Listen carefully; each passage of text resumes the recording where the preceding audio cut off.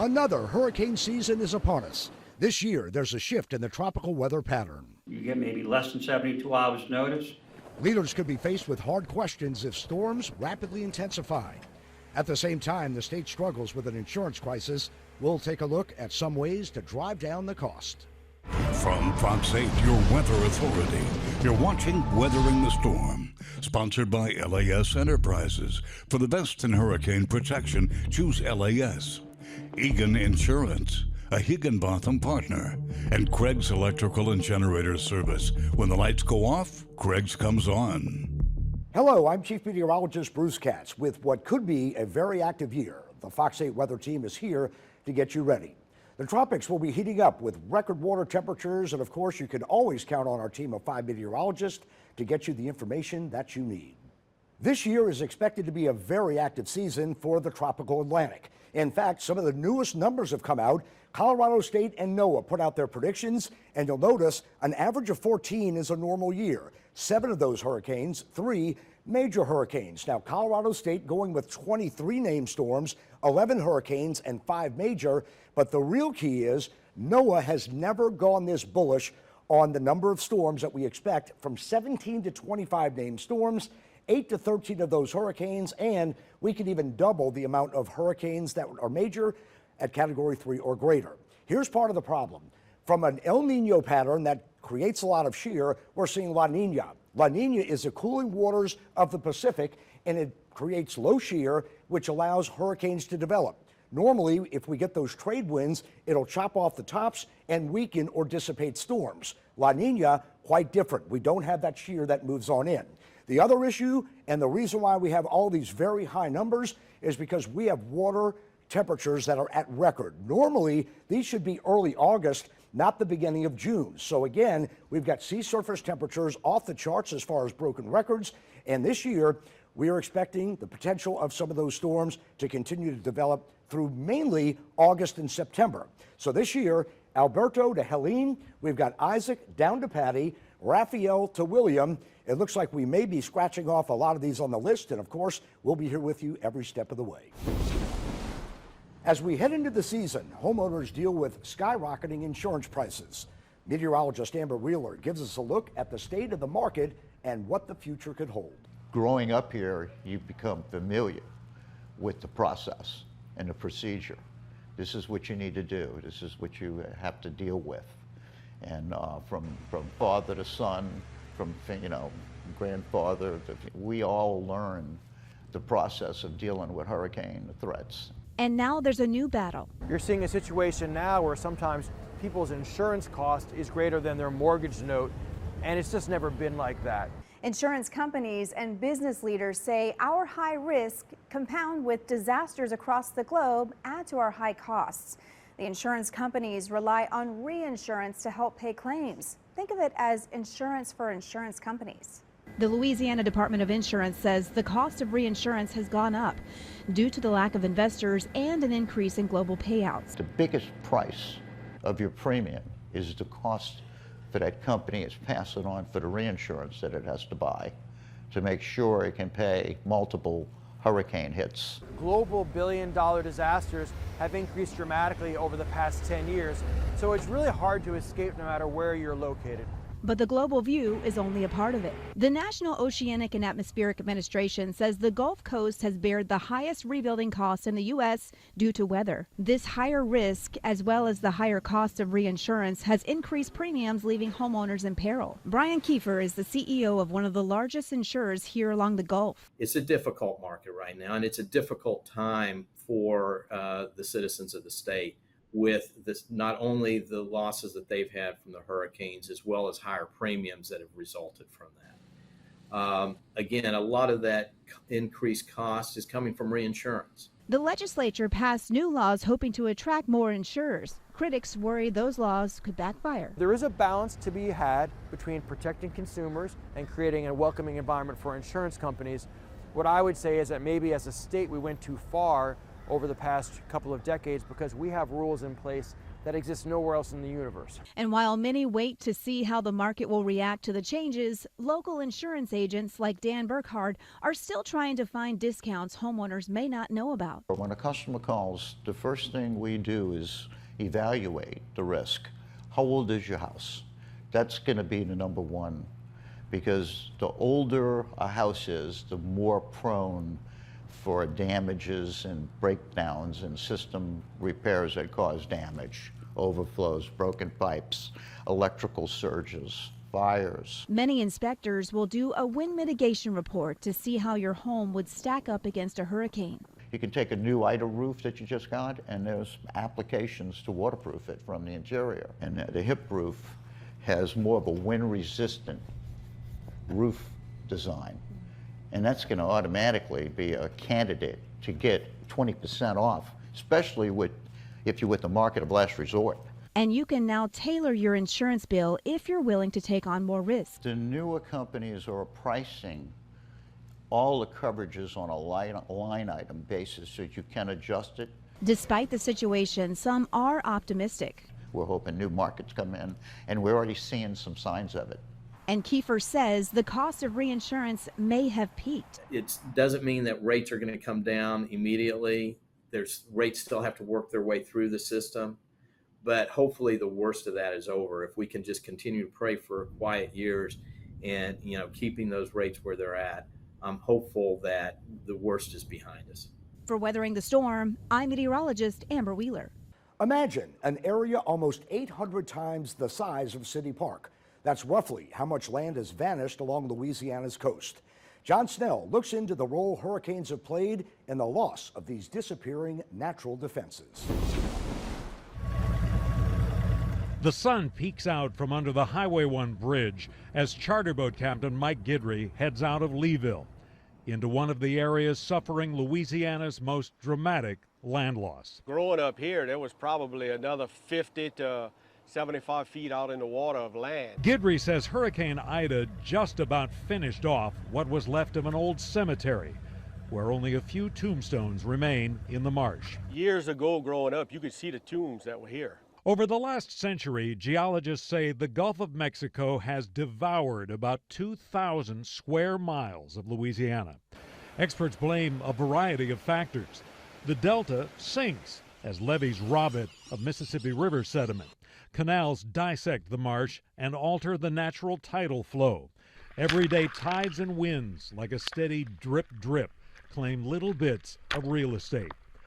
But hurricanes, in geological terms, take land instantly. This is how it looked the day before the storm hit. All right, and then the day after Ida hit, this is what happened. All of this marsh was just ripped out. Retired levee director Wendell Curall says Ida rearranged the landscape of South Lafourche, blasting through the coastline, ripping open areas that had been a few miles inland. That included a vast area of floton, marsh that floats, not quite connected to the water bottom. You're watching Weathering the Storm, sponsored by LAS Enterprises, Egan Insurance, and Craig's Electrical and Generator Service. With record water temperatures and a lack of wind shear, storms have the potential to strengthen just before landfall. Hannah Guard shows us how that can make for some tough calls for emergency managers. Rapid intensification presents emergency managers and Gulf Coast residents with a new problem when making evacuation plans. It happens when a storm's sustained winds increase by over 35 miles per hour within a 24-hour time period. Hurricane Idalia in 2023 strengthened rapidly from a tropical storm to a Category 4 hurricane before impacting the Florida coastline as a Category 3 just a year after Hurricane Ian in 2022. Hurricane Otis in October last year shocked forecasters when its winds increased by 110 miles per hour in just 24 hours from a tropical storm to a Category 5 hurricane as it plowed into the Mexican coastline. Rapidly intensifying storms can leave just hours for reliable warnings to be issued and make executing evacuation plans nearly impossible. I think that what I've seen over the past decade in this office is a dramatic improvement in track. What we're not seeing is intensity. You know, it's so difficult to predict. Homeland Security Director Colin Arnold says emergency managers have to adapt, and the National Weather Service's new impact-based warnings can help. It will be important that we're utilizing these tools that they provide, like changes to the cone and changes to inland warnings, that we're listening, and that everyone's listening, and that we're making decisions appropriately based on those warnings. Rapidly intensifying storms make contraflow nearly impossible. And we won't let contraflow, especially with rapid intensification. I just don't see how contraflow could happen again. We need a lot of time. Officials say 72 hours are needed to turn all interstate lanes one way for evacuations. You get maybe less than 72 hours notice. If you're not prepared to evacuate immediately, then you're going to have to shelter in place. Arnold says emergency managers are making alternative plans if there's not enough lead time to evacuate. We're working on plans for that with partners both in the region and at the state level and at the federal level to try and understand how we could possibly, shelter some folks that really have that vulnerability as far as medical, age, mobility, and get them through the storm and then do a post-storm evacuation like we did during Hurricane Ida. There are things you and your family can do to prepare in advance to make sure you're ready come any type of storm. Have the supplies ready if you're going to be staying for 72 hours in your house for a lower level storm, sheltering in place. Have a go kit ready in case you need to get into the car really quickly and leave with your family, your pets, loved ones. And then staying connected, utilizing resources like NOLA Ready, signing up for emergency alerts. For Weathering the Storm, I'm meteorologist Hannah Gard. Storms can cause damage hundreds of miles away from landfall. Meteorologist Nicandra Norwood explains how the National Hurricane Center hopes to help people understand the potential for wide-reaching effects. The threat of the wind, rain, storm surge, the inconvenience of power outages, and the difficulty of finding supplies are all risks during a hurricane landfall. This is going to be a heavy year with the hurricanes, and I'm just saying, wow, I better, what you going to do? You just got to get ready, you just got to pray. Even with early preparation, life and death decisions are made based on each storm's forecast track. The cone is still very much a useful piece of information, but people have to go beyond the cone and look at the specific hazards and risk within their respective community. Starting August 15th, the way we see that cone will change. This is an evolution or a journey. This is a first step in that journey by getting viewers to look at more than just the cone. The traditional forecast cone gives you a good idea of where the center of a hurricane may head, but by layering on the watches and warnings, it gives you a better picture of the widespread reaching effects. The new graphic overlays the warning areas both along the coast and inland on the same map, emphasizing the entire area of impact. And you hear a lot of people say, I was on the edge of the cone, or I was just outside of the cone. Those are all comments that imply that people are misusing the cone. They're not using the cone the way it was designed and intended. We need people to look beyond the cone, to not just simply focus on where the center might move, but instead look at the hazards that particular storm will bring. While it's difficult to convince every resident to evacuate, I've been through Katrina, water up to here, so I don't think it's going to be any worse than that, so I stay. Combining the hazards with the forecast is one way the National Hurricane Center hopes to help you make the decisions to keep you and your family safe. For Weathering the Storm, Nicandra Norwood, Fox 8 Local First. Long-term forecasting is improving. How meteorologists are using the new technology to predict just how busy the season will be coming up. Fox 8, your weather authority. You're watching Weathering the Storm, sponsored by LAS Enterprises. For the best in hurricane protection, choose LAS. Egan Insurance, a Higginbotham partner, and Craig's Electrical and Generator Service. When the lights go off, Craig's comes on. Long-range forecasting techniques go beyond just the numbers when it comes to hurricane forecasting. Meteorologists are keying on other ways to predict the season, and one of those is known as the LRC. For more on it, here's Zach Ferdella. Each year, the hurricane forecast numbers don't tell us much, as we always preach. It only takes one storm to be a bad season. But there's a new forecast tool that can go beyond the numbers and add even more detail to the season's tropical activity. Will the Gulf be a hotspot this year? Or could it possibly be the Caribbean? Or maybe it's the Atlantic, poised to be the active part of the basin. The weather could already be giving us hints to those hotspots based on the LRC. The LRC stands for the Lezak Recurring Cycle, named after Gary Lezak, former TV meteorologist that developed a hypothesis on weather being one big cycling pattern. I recently had a conversation with Gary about his findings. Notice that the cycling weather pattern is regular. The pattern is repeating over and over again. And the forecaster that uses this technology is able to make these predictions for winter storms, severe weather outbreaks, tropical storms, floods, droughts, and other significant events weeks to months ahead of time. So where does it all start? The origins of a storm signal come from indicators in the pattern. Okay, these seeds that get planted for what will end up being tropical systems, the weather pattern is sort of planting these in October and November, and then the pattern cycling so we can predict when they are going to form into potential tropical systems. So going back to last fall, it was October and November. We were watching what was going on. And we've actually seen quite a few of those early indicators. Those early indicators are those areas of low pressure. A lot of them developed in the Central Gulf and moved towards the Eastern Gulf, which highlights where our hotspots will be heading into this hurricane season. You can see that red area that runs almost from the state of Louisiana all the way through South Florida. This is that area of the basin that could be highlighted multiple times with possible tropical development.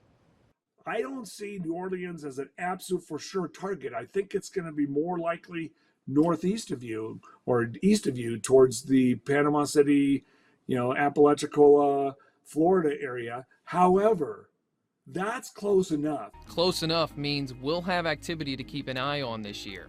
And the indicators can increase their storm signal even once we actually enter the season. When there's a weaker tropical storm in June, what most meteorologists don't understand, that is a sign that the chance goes from 65% to 84% that a later cycle is going to produce a more significant storm as we get closer to peak hurricane season. Those more significant storms are poised for peak season, and Lezak made sure to highlight some of those dates. It is probably going to be crazy active from August 25th to September 15th. But just know that Northeast Gulf of Mexico target and the Florida targets are right around peak hurricane season. After following Lezak's LRC for a few years now, it does add some depth into our forecasting. It helps us at Fox 8 see beyond all of the weather models and contributes to increased accuracy in the long range. You're watching Weathering the Storm, sponsored by LAS Enterprises. For the best in hurricane protection, choose LAS.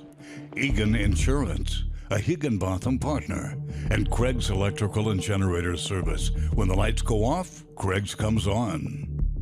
So let's recap the names as we go from Alberto all the way down to Helene, Isaac to Patty, and then Raphael down to William.